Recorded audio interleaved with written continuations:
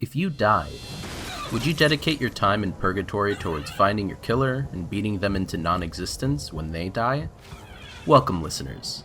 I am Mr. Staleman, the resident sonar skeleton, and I wanted to highlight a little game that's taken up a large swath of my time, while I try to find rest to pass on into the void. We're covering Hieronymus Bosch's Brutal Orchestra, a roguelike something or other where you recruit gremlins across purgatory to help you find your killer and exact sweet revenge. I'll be slicing into a snippet of this game to show you all the meaty bits, so you can decide for yourself if this game's right for you. Don't touch that dial, listener.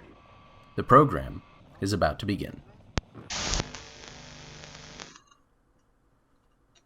Brutal Orchestra is a game following Nowak, a yellow skeleton who makes a deal with this oil-slick devil named Bosch to navigate the chaotic landscape of purgatory towards the eventual starting location of his killer, who's sure to die sometime soon and give you the chance to exact sweet revenge on the poor bastard.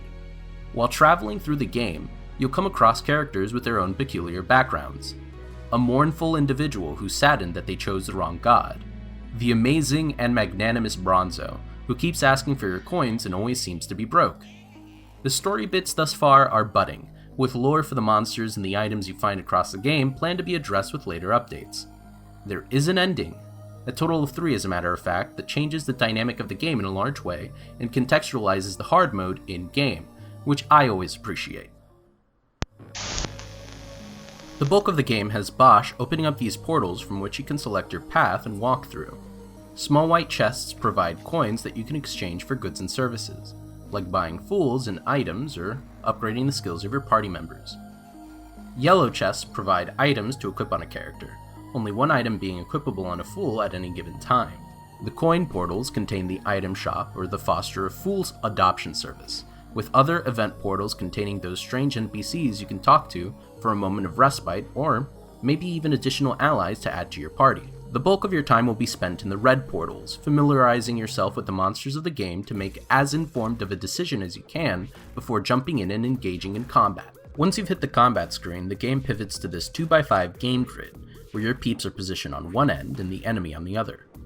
The enemy's general intentions are displayed at the top, while at the bottom you have all of the skills you can perform with your given action.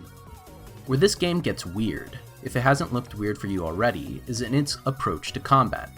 You get these little blobs of ink called pigments whenever you hit the enemy, the color of these pigments being dependent on the color of the enemy's health bar. You start off with 3 yellow pigments at the top here, and have a 40% chance of generating a blue pigment whenever you perform an action, regardless of hitting an enemy or not. What makes the system acquire a complex tactical component is twofold. The character's skills require certain pigments to perform without a health cost, and you have to cast off your pigment because having a pigment overflow will distribute the damage across all of your party members at the end of the turn. You're always guaranteed a cost-free action with Nowak here. The game is as much about managing the ebb and flow of pigment generation as it is about positioning your character in an opportune space to perform their action or avoid taking damage. You can only move a character once per turn, so now you're wondering how you're going to move your characters in such a way as to have your 3 space-wide slash attack deal damage to all enemies while giving you the ability to run away from the damage in the center. This is all communicated to you with the prompt at the top, mind you, so you know which space an enemy will hit and generally by how much. The other big tactical manipulator here is in health and health management.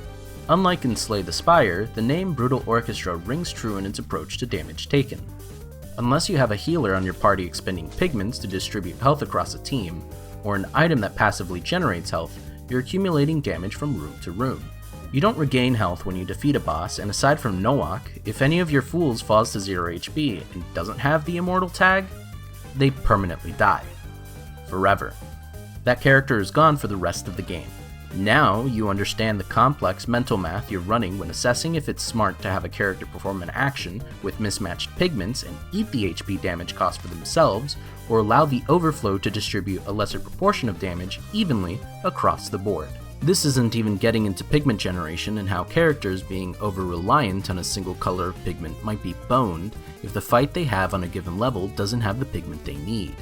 Sometimes you eat those HP costs, and other times you play a dancing game, moving characters around to avoid damage while Nowak pummels opponents at the behest of the rest of the party. I like the combat system. I know how each game starts, but the chaos builds up each subsequent turn with character movements and pigment generation. Not even including items here, which can provide additional bonuses like having the crew ignore overflow damage if it's within a certain threshold, or allowing a character to perform their skills with any pigment so long as they don't take any damage. Period. No combat is entirely solved within a given run because you can always do something to maximize your efficiency when dealing with an enemy depending on the pieces you have at play. Speaking of enemies, let me take a moment to gush about this game's enemy designs. A lot of the monsters in this game have this fleshy, colorful aesthetic that can border on the cute if you squint at it a little bit to the what the fuck. Seriously, ear-shaped switchblades and whatever this creature is, just no. These monsters have just as much personality as the fools you recruit. My personal favorite of these are the music men, who we will get back to in a moment, I promise. The monsters are lively as they move and grunt while you plan out your actions, cast against these gorgeous or unsettling backgrounds. They explode into giblets when you slay them, and they perform these stylized actions against you when it's their turn to lay the smackdown. It could be as simple as crying or as visceral as pulling out a gun and capping your fool for an instant kill. The boss designs are also a lot of fun with the backgrounds, doing a lot to inform the player about what the enemy's motivations are, or intuit their natural habitat in an unobtrusive fashion. I'm pulling that pin from a moment ago to talk about the music men and the soundscape of Brutal Orchestra.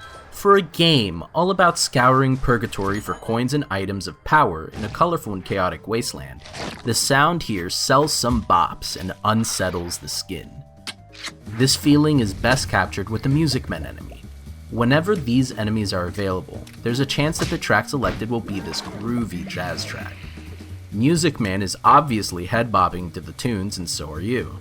And this creature performs the Feel the Rhythm skill and becomes one of 3 instruments. And the music shifts to accommodate this new instrument. My mind was blown. My jaw fell straight off its hinges. Each unique instrument is added onto the song, so you go from this pleasant jazzy tune into this bombastic sound. And all it cost you was sitting around and making the fight harder for yourself. A good reward if ever there was one. Doubling back on just the general sounds of the game, they border on the impactful to the unsettling. The satisfying punch and crunch of reaching into a skull to heal a teammate.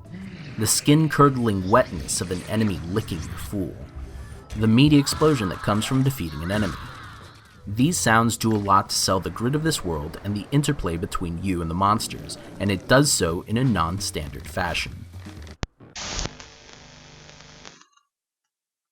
Hieronymus Bosch's Brutal Orchestra is a labor of love that I recommend to anyone willing to dive into the chaos. Maceo Bob Meyer and Nicolas Delgado are wonderfully talented, and a lot of their other games are free, so you can see just how intertwined the world and lore of this game is with those other games.